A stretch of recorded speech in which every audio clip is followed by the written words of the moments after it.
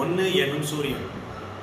ஏற்கனவே நம்ம 3, 4, 5, 7, 8 பார்த்துட்டோம். இப்போ 1. சரிங்களா? 1ன்னு வந்துட்டாலே சூரியன் தாங்க. நீங்கள் 1ஆம் தேதி பிறந்திருக்கீங்க, இல்லை 10ஆம் தேதி பிறந்திருக்கீங்க, இல்லை 28ஆம் தேதி பிறந்திருக்கீங்க அப்படின்னா, இல்லை உங்களோட டேட் ஆஃப் பர்த் கூட்டி 1ன்னு வருது அப்படின்னாலோ, இல்லை உங்கள் லக்ன புள்ளியோ லக்னாதிபதியோ கார்த்திகை உத்திராடம் உத்திரத்தில் உட்கார்ந்துருந்தாலோ உங்களுக்கு சூரியனோட ஆதிக்கம் இருக்குன்னு அர்த்தம். மேஷத்தில் சூரியன் இருந்தாலோ இல்லை சிம்மத்தில் சூரியன் இருந்தாலோ நீங்களோட சூரியனோட கட்டுப்பாட்டில் இருக்கீங்கன்னு அர்த்தம். சரிங்களா? அப்படின்னா எப்படி இருப்பீங்க?